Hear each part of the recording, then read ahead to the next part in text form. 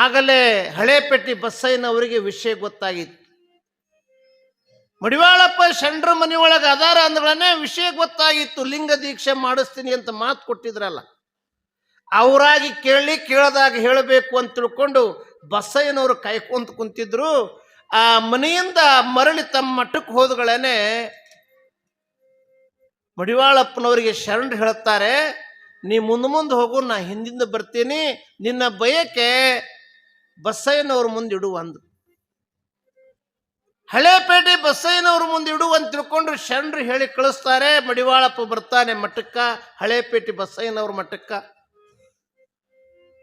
ಶರಣರು ಹೇಳಿ ಕಳಿಸಿದ್ದಾರೆ, ಅದಕ್ಕೆ ದೀಕ್ಷೆ ಆಗಬೇಕು, ಲಿಂಗ ದೀಕ್ಷೆ ಆಗಬೇಕು, ಈ ಕಾರ್ಯವನ್ನು ತಮ್ಮ ಮುಂದೆ ನಡಿಬೇಕು ಅಂತ ಕೇಳ್ಕೊಂತಾನೆ.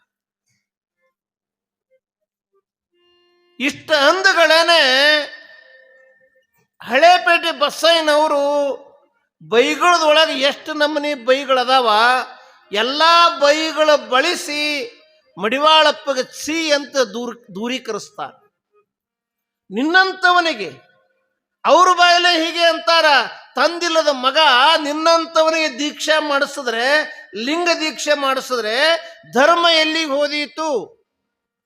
ನಿನ್ನಂಥವನಿಗೆ ದೀಕ್ಷಾ ಅಂತ ತಿಳ್ಕೊಂಡು ಬರೀ ಬಾಯಿಲೆ ಹೇಳಂಗಿಲ್ಲ, ಶರೀರದ ಅವಯವಗಳಿಂದನೂ ಕೂಡ ಅವರಿಗೆ ತಿರಸ್ಕಾರ ಮಾಡ್ತಾರೆ. ಆ ಸಮಯದಲ್ಲಿ ಶರಣರು ಅಡ್ಡು ಬಂದು ಬಸಯ್ಯನವರಿಗೆ ಅವೇನು ಕೇಳಬಾರದು ಕೇಳ್ಯಾನ, ದೀಕ್ಷೆಯನ್ನ, ಲಿಂಗ ದೀಕ್ಷೆಯನ್ನ ನಿಮ್ಮಿಂದ ಬಯಸಿ ಬಂದಿದ್ದಾನೆ, ಕೊಡಬೇಕು ಅಂದಾಗ ಶರಣರಿಗೆ ಹಳೇಪೇಟೆ ಬಸಯ್ಯನವರು ಗೆರಿ ಹಾಕ್ತಾರೆ, ಅಡ್ಡ ಗೆರಿ ಹಾಕ್ತಾರೆ. ಈ ಊರಾಗ ನೀರ ಇರಬೇಕು, ಇಲ್ಲ ನಾರು ಇರಬೇಕು, ಯಾವ ಕಾಲಕ್ಕೂ ಇವನಿಗೆ ದೀಕ್ಷಾ ಮಾಡಂಗಿಲ್ಲ. ಆ ಸಂದರ್ಭದಲ್ಲಿ ಶರಣರು ಅಂತಾರೆ, ನೀ ಮಾಡದೇ ಇದ್ರೆ ನಾ ಮಾಡಿಸ್ತೀನಿ, ಹೆಂಗ ಮಾಡಿಸ್ತೀವಿ ಮಾಡಿಸು ಅಂತ ತಿಳ್ಕೊಂಡು ಗೆರಿ ಹಾಕಿ ಶರಣರಿಗೆ ಈ ರೀತಿಯ ಚುಚ್ಚು ಮಾತುಗಳನ್ನು, ಜೋರು ಮಾತುಗಳನ್ನು ಹಳೇಪೇಟೆ ಬಸಯ್ಯನವರು ಮಾಡಿರುವಂಥ ಸಂದರ್ಭದಲ್ಲಿ ಇದನ್ನ ಕಂಡು ಅರಿತಿರುವಂತ, ಅನುಭವಿಸಿರುವಂತ ಮಡಿವಾಳಪ್ಪ ಸುಮ್ಮ ಕೂಡಲಿಲ್ಲ. ಅವಾಗ ಏನ್ ಮಾಡ್ತಾನೆ ಅಂದ್ರೆ,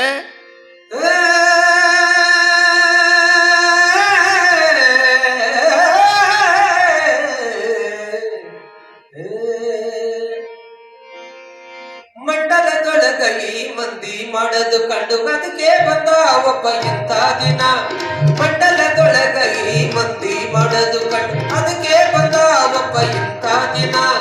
ಮಂಡ ಮೂಳೆರು ಕೂಡಿ ಉಂಡಿ ಚೂಟರು ಕೂಡಿ, ಮಂಡ ಮೂಳೆರು ಕೂಡಿ ಉಂಡಿ ಚೂಟರು ಕೂಡಿ, ಉಂಡಿ ನೋಡಿ ಮಣಿ ಹಾಕುವರಣ್ಣ, ಉಂಡಿ ನೋಡಿ ಮಣಿ ಹಾಕುವರಣ್ಣ.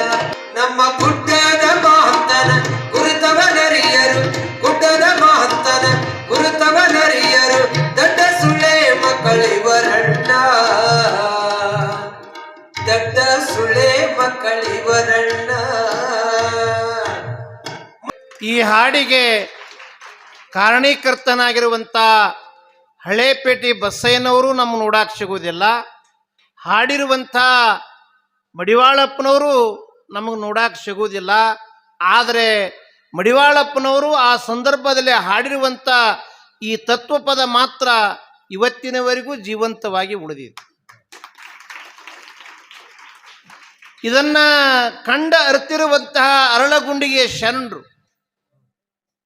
ಮುಂದಿಟ್ಟ ಹೆಜ್ಜೆ ಹಿಂದಿಡಲಾರದೆ, ಶರಣರಿಗೆ ಮರಣವೇ ಮಹಾನೋಮಿ, ಯಾವುದಕ್ಕೂ ಅಂಜದೆ ಅಳುಕದೆ ಇರುವ ಶರಣರು ಮಡಿವಾಳಪ್ಪನವರ ಸತ್ಯ ಸಂಕಲ್ಪ ಈಡೇರಿಸುವುದಕ್ಕ ಯಾವ ಗುರುಗಳಿಂದ ದೀಕ್ಷೆಯನ್ನ, ಲಿಂಗ ದೀಕ್ಷೆಯನ್ನ ಪಡ್ಕೊಂಡಿದ್ರೋ ಅದೇ ಗುರುಗಳಿಂದ ದೀಕ್ಷೆಯನ್ನ ಮಾಡಿಸಬೇಕು ಅಂತ ಬಯಸಿ ಕಲಿಕೇರಿಗೆ ಕರ್ಕೊಂಡು ಹೋಗ್ತಾರೆ ಮಡಿವಾಳಪ್ಪನವರ.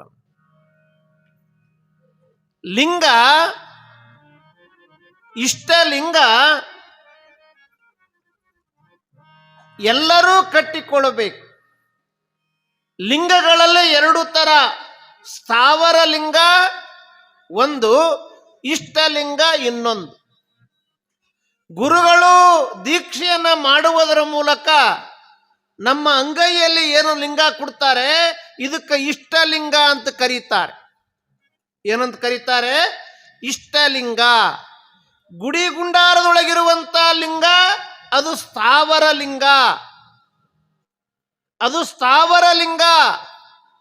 ಅದು ಹೆಂಗ ಅಂತ ಕೇಳಿದರೆ ಮನೆಯೊಳಗ ಗೋಡಿ ಮೇಲೆ ಹಾಕಿರ್ತಾರಲ್ಲ, ಗೋಡಿಯ ಗಡಿಯಾರ ಇದ್ದಂತೆ. ಗುಡಿಯೊಳಗಿರುವಂತ ಲಿಂಗ ಗೋಡಿಯ ಗಡಿಯಾರವಿದ್ದಂತೆ. ಗುರುಗಳು ಏನು ಎದಿ ಮೇಲೆ ಕಟ್ಕೊಳ್ಳಕ್ಕ ಲಿಂಗ ಕೊಟ್ಟಿರ್ತಾರಲ್ಲ, ಇಷ್ಟಲಿಂಗ, ಅಂಗೈ ಒಳಗಿಟ್ಟುಕೊಂಡು ನಿತ್ಯ ನೀನು ಲಿಂಗವನ್ನು ನೋಡುವುದರ ಮೂಲಕ ಲಿಂಗಾನುಸಂಧಾನ ಮಾಡುವಂತ ತಿಳ್ಕೊಂಡು ಏನು ಕೊಟ್ಟಿರ್ತಾರಲ್ಲ, ಈ ಇಷ್ಟಲಿಂಗ ಕೈ ಗಡಿಯಾರವಿದ್ದಂತೆ. ಅದು ಗೋಡಿಯ ಗಡಿಯಾರ, ಇದು ಕೈ ಗಡಿಯಾರ. ಟೈಮ್ ಎಷ್ಟಾಗ್ಯದಂತ ಕೇಳ್ತೀರಿ ನೀವು. ಟೈಮ್ ಎಷ್ಟಾಗ್ಯದ? ಟೈಮ್ ಕಾಣ್ತದೇನು ಕಣ್ಣಿಗೆ? ಕಾಣ್ತದ ಕಣ್ಣಿಗೆ? ಕಾಣಂಗಿಲ್ಲ. ರೂಢಿಯೊಳಗೆ ನಾವು ಅನ್ಕೊಂಡು ಬಂದೀವಿ, ಗಡಿಯಾರ ಎಷ್ಟಾಗ್ಯದಂತ ಕೇಳಬೇಕು, ಟೈಮ್ ಎಷ್ಟಾಗ್ಯದಂತ ಕೇಳ್ತೀರಿ. ಕಣ್ಣಿಗೆ ಕಾಣಂಗಿಲ್ಲ ಟೈಮ್. ಗಡಿಯಾರದೊಳಗಿರುವಂಥ ಟೈಮ್, ಸಮಯ ಕಣ್ಣಿಗೆ ಕಾಣಂಗಿಲ್ಲ. ನಮಗೆ ಯಾವುದು ಕಣ್ಣಿಗೆ ಕಾಣಂಗಿಲ್ಲ ಅದಕ್ಕೆ ನಾವೇನಂತ ಕರಿತೀವಿ ಅಂದ್ರೆ ನಿರಾಕಾರ ಅಂತ ಕರಿತೀವಿ. ಅದಕ್ಕೆ ಈ ಇಷ್ಟಲಿಂಗವನ್ನ ಜಾರಿ ತಂದಿರುವಂತಹ ಜನಕ ಬಸವಣ್ಣ ಎಲ್ಲರೂ ಕಟ್ಕೋಬಹುದು ಅನ್ನುವುದಕ್ಕ ಶರಣರು ತಿಳ್ಕೊಂಡು ಮಡಿವಾಳಪ್ಪನವ್ರನ್ನ ಕರ್ಕೊಂಡು ಕಲಿಕೇರಿಗೆ ಬರ್ತಾರೆ. ಕಲಿಕೇರಿಯ ಹಿರಿಯ ಮಠದ ಶಟಸ್ಥಲ ಬ್ರಹ್ಮಿ ಮರುಳು ಸಿದ್ಧ ಶಿವಾಚಾರ್ಯರ ಮುಂದೆ ವಿಷಯ ಹೇಳುತ್ತಾರೆ. ಶರಣ ಕಲಿಕೇರಿಯ ಪಟ್ಟಾಧ್ಯಕ್ಷರಿಗೆ ಪರಮ ಶಿಷ್ಯ ತಿಳ್ಕೊಂಡವ. ಅವ್ರ ಮಾತು ಹೆಂಗೆ ಹೊರಗೆ ಹಾಕ್ತಾರ?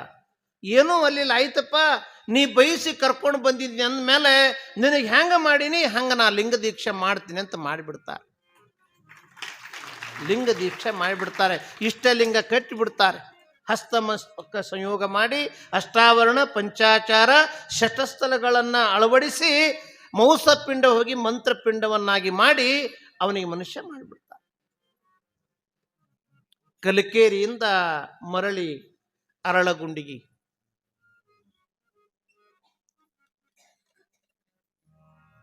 ಅರಳಗುಂಡಿಗೆ ಬರುವಂತ ಸಂದರ್ಭದಲ್ಲಿ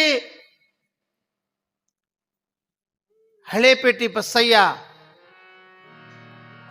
ಈ ಊರಾಗ ನೀರ ಇರಬೇಕು ಇಲ್ಲ ನಾರ್ ಇರಬೇಕು ಅಂತ ಏನು ಗೆರೆ ಹಾಕಿದ್ರಲ್ಲ, ಆ ಗೆರೆ ಹಾಕಿದ ಪ್ರಕಾರ ಮತ್ತೆ ದೀಕ್ಷಾ ಮಾಡಿಸಿಕೊಂಡು ಅರಳಗುಂಡಿಗೆ ಬಂದ ಅಂದ್ರ ಇವ ಹಿಂಗ ಮುಂದುವರ್ಸವ, ಧರ್ಮ ಹಾಳಾಗಿ ಹೋದಿತ್ತು, ಅದಕ್ಕ ಮುಗಿಸಿ ಬಿಡ್ಬೇಕು ಅಂತ ಸಂಚ ಹಾಕ್ತ. ಇಬ್ಬರಿಗೆ ಮುಗಿಸಿ ಬಿಡ್ಬೇಕು, ಮರ್ಡರ್ ಮಾಡ್ಬೇಕು. ನೋಡ್ರಿ ಯಾಕೆ ಎದರ ಸಲುವಾಗಿ ಅಂದ್ರೆ ಒಂದೇ ಕಾರಣಕ್ಕೆ ತಂದೆ ಇಲ್ಲದ ಮಗ. ಈ ಕಾರಣಕ್ಕ ಹಳೇಪೇಟೆ ಬಸಯ್ಯನವರು ಮಲ್ಲನಗೌಡರು ಸಹಕಾರ ಪಡ್ಕೊಂಡು ಕೊಲೆ ಮಾಡಬೇಕು. ಮೀಟಿಂಗ್ ಮಲ್ಲನಗೌಡರು ಮನೆಯೊಳಗೆ ನಡೀತು. ಬೆಳಗಾನ ಏನು ಮೀಟಿಂಗ್ ಮಾಡಿದ್ರಲ್ಲ, ಸುದ್ದಿ ಬಾಗಮಗೌಡತಿ ಗೊತ್ತಾಯ್ತು.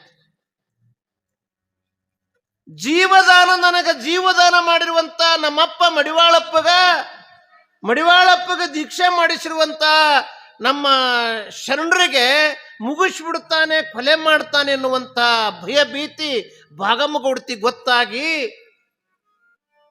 ಶರಣರು ಬರುವ ಹಾದಿನೇ ಕಾಯ್ತಾ ಇದ್ವಿ ಕೋಣಸಿರಿಸಿಗೆ. ಅದಕ್ಕಿಂತ ಮುಂದೆ ಹೋಗಿ ಆ ಹಳೇಪೇಟೆ ಬಸಯ್ಯನವರು ಎಲ್ಲಿ ಸಂಚ ಮಾಡಿ ಕೊಲೆಗಡಕರನ್ನ ತಯಾರು ಮಾಡಿದ್ರಲ್ಲ ದುಡ್ಡು ಕೊಟ್ಟು, ಅವರು ಬರುವ ಪೂರ್ವದಲ್ಲಿ ಮುಂದೆ ಹೋಗಿ ಕಾಯ್ತಾ ಕೂತ್ಕೊಂಡಿದ್ರು. ಆ ಕೊಡ್ಲಿ ಕುಡುಗೋಲ ಅವೇನೇನೆಲ್ಲ ಸಜ್ಜು ಕೊಲೆ ಮಾಡಕ್ಕೆ ಏನೇನು ಬೇಕು ಸಾಮಾನ ಅವೆಲ್ಲ ತಗೊಂಡು ಕೂಲಿಗಾಗಿ ಬಂದಿರುವಂತ ಕೊಲೆಗಡಕರು ಬಂದು ಒಂದು ಕಡೆ, ಅವ್ರಕ್ಕಿಂತ ಮುಂದೆ ಬಾಗಮಗೌಡತಿ ಒಂದು ಕಡೆ. ಯಾವುದೂ ಗೊತ್ತಿಲ್ಲದ, ಯಾವುದೂ ಅರಿಯದ ಮುಗ್ಧ ಮನಸ್ಸಿನ ಶರಣರು ಮಡಿವಾಳಪ್ಪನವರು ಕೂಡಿ ಬಂದರು.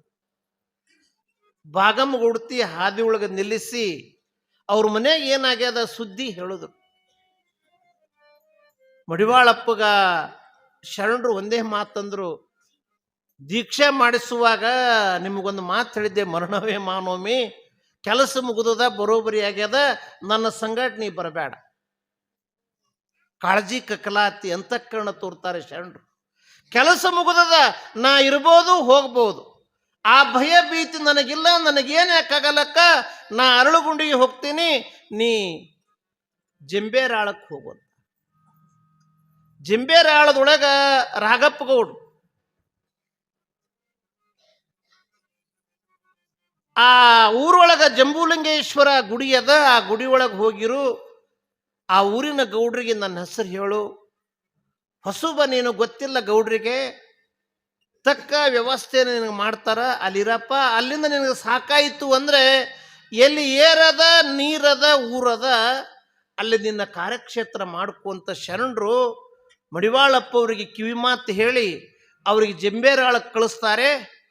ಶರಣರು ಕಲಬುರಗಿ ಯಾವ ಅರಳುಗುಂಡಿಗೆ ಕಡೆ ಬರ್ತಾರೆ. ಅರಳಕುಂಡಿಗೆ ಕಡೆ ಬರುವಾಗ ಮಲ್ಲನಗೌಡರ ಸಹಕಾರ ತಗೊಂಡು ಹಳೇಪೇಟೆ ಬಸಯ್ಯನವರು ಕೊಲೆ ಸಂಚು ಮಾಡಿದ್ರಲ್ಲ, ಶರಣರು ಬರೋದಕ್ಕನ ಶರಣರಿಗೆ ಮುಗಿಸ್ಬೇಕು ಅಂತ ಯಾರ್ಯಾರ ಕೈಯಾಗಿ ಏನೇನು ಇದ್ದು, ಕೊಡ್ಲಿ ಇದ್ದವರು ಕೊಡ್ಲಿ, ಕುಡುಗೋಲು ಇದ್ದವರು ಕುಡುಗೋಲ, ಬಡಿಗಿ ಇದ್ದವರು ಬಡಿಗಿ, ಹಿಂಗೆ ಹೊಡಿಬೇಕು ಮುಗಿಸ್ಬೇಕು ಅಂತ ಹಿಂಗೆ ಕೈ ಎತ್ತ. ಯಾರ್ಯಾರ ಕೈ ಹೆಂಗೆ ಎತ್ತಿದ್ರು ಹಂಗ ಶರಣರಿಗೆ ಮುಟ್ಟಕ್ ಆಗೋದಿಲ್ಲ. ಕೊಡ್ಲಿ ಹಿಡ್ದವ್ ಕೊಡ್ಲಿ, ಕುಡುಗೋಲು ಹಿಡ್ದವ್ ಕುಡುಗೋಲ, ಬಡಿಗಿ ಹಿಡ್ದವ್ ಬಡಿಗಿ. ಅವ್ರ ಮಧ್ಯದಾಗ ಶರಣರು ಕೈ ಮುಗಿತಾರೆ. ಕೂಲಿಗಾಗಿ ಬಂದವರಪ್ಪ, ನೀವು ನಿಮ್ಮ ಕೆಲಸ ಮಾಡಲಿಲ್ಲ ಅಂದ್ರೆ ನಿಮ್ಮ ಪಗಾರ ಸಿಗಂಗಿಲ್ಲ, ನಿಮ್ಮ ಕೆಲಸ ಮಾಡಿ ಮುಗಿಸ್ರಿ ಅಂದ್ರು. ನಿಮ್ಮ ಕೆಲಸ ಮಾಡಿ ಮುಗಿಸ್ರಿ ಅಂತ ಶರಣರು ಅವ್ರ ಮಾರಿ ನೋಡಿ ಹಿಂಗೆ ಹೇಳುವಾಗ ಯಾರ್ಯಾರ ಕೈ ಹಂಗ. ಪೇಡ ತೋಡೋ ಪಹಾಡ ತೋಡೋ ಮಗರ್ ಕಿಶಿಕಾ ದಿಲ್ ನಹ ತೋಡೋ ಅಂತ ಒಬ್ಬ ಹಿಂದಿ ಕವಿ ಹೇಳ್ತಾನೆ. ಜೀವನ ಸಾಗಿಸುವುದಕ್ಕ ಗಿಡ ಕಡಿ ಗುಡ್ಡ ಕಡಿ, ಇನ್ನೊಬ್ಬರ ಮನಸ್ಸು ಕಡಿಯುವ ಕೆಲಸ ಮಾಡಬಾರದು. ರೊಕ್ಕಕ್ಕಾಗಿ ದುಡ್ಡಿಗಾಗಿ ಎಂಥ ಕೆಲಸಕ್ಕೆ ನೀವು ಬಂದಿರಪ್ಪ, ಇವರು ತನ್ನ ಮನುಷ್ಯರಾಗಿ ಬಾಳಬೇಕು ಬದುಕಬೇಕು ಅಂತ ಆ ಕೊಲೆಗಡಕರಿಗೆ ತಿಳುವಳಿಕೆ ನೀಡಿ ಮನುಷ್ಯರನ್ನಾಗಿ ಪರಿವರ್ತನೆ ಮಾಡಿ ಶರಣರು ಅಲ್ಲಿಂದ ನೇರವಾಗಿ ಅರಳಗುಂಡಿಗೆ ಬರ್ತಾರೆ. ಎಷ್ಟೋ ದಿವಸ ಮಡಿವಾಳಪ್ಪನವರು ಆ ಜಂಬೇರಾಳದೊಳಗಿದ್ದುಕೊಂಡು ದೀಕ್ಷೆ ಅಂತ ಪಡ್ಕೊಂಡೆ ಮತ್ತೆ ಗುರುವಿನ ಸ್ಥಾನಕ್ಕೆ ಹೋಗಬೇಕು ಅಂತ ಚಿಣುಮಗೇರಿ ಗುಡ್ಡಕ್ಕೆ ಬರ್ತಾರೆ. ಗುರುಗಳ ದರ್ಶನ ಆಗ್ತದ. ಇವರು ಬಂದು ಸುದ್ದಿ ಬಿದನೂರವ್ರಿಗೆ ಗೊತ್ತಾಗ್ತದ. ಮಡಿವಾಳ ಹೋಗಿ ಮಡಿವಾಳ ಶಿವಯೋಗಿ ಆಗ್ಯಾನ, ಪ್ರಬುದ್ಧ ಆಗ್ಯಾನ, ಒಬ್ಬ ಮಹಾತ್ಮ ಆಗ್ಯಾನ ಅಂತ ಸುದ್ದಿಯಾಗಿ ಬಿದನೂರಿನ ಭಕ್ತರು ಗುಡ್ಡಕ್ಕೆ ಬರ್ತಾರೆ. ಬಂದು ಒತ್ತಾಯ ಮಾಡಿ ಮಡಿವಾಳಪ್ಪನನ್ನ ಬಿದನೂರಿಗೆ ಕರ್ಕೊಂಡು ಬರ್ತಾರೆ. ಸಣ್ಣವರಿರುವಾಗ ಕೂಡಿ ಆಡಿರುವಂಥ ಲಕ್ಷ್ಮಿ ಎನ್ನುವಂಥ ವಯಸ್ಸಿನ ಹೆಣ್ಮಗಳು.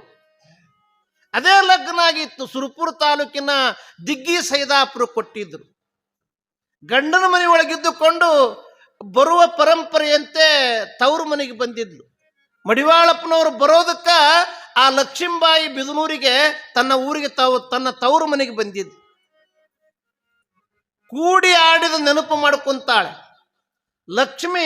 ಕೂಡಿ ಆಡಿದ ನೆನಪು ಮಾಡಿಕೊಂಡು ಬಿದನೂರೊಳಗೆ ಎಷ್ಟು ದಿವಸ ಮಡಿವಾಳಪ್ಪನವ್ರು ಇರ್ತಾರೆ ಅಲ್ಲಿವರೆಗೂ ಎಲ್ಲರೂ ಒಂದು ರೀತಿಯಿಂದ ಕಂಡ್ರೆ ಲಕ್ಷ್ಮೀಬಾಯಿ ಮಡಿವಾಳಪ್ಪನವರ ತುಂಬು ಶರೀರವನ್ನು ನೋಡಿ ಮನಸ್ಸು ಹೊಲಸು ಮಾಡಿಕೊಂಡು ನೋಡಲಾರದ ಕೆಟ್ಟ ಕಣ್ಣಿನಿಂದ ನೋಡುವುದರ ಮೂಲಕ ಮತ್ತೆ ಮಡಿವಾಳಪ್ಪನವರನ್ನು ಕಾಡ್ತಾಳೆ, ಪೀಡಿಸ್ತಾಳೆ.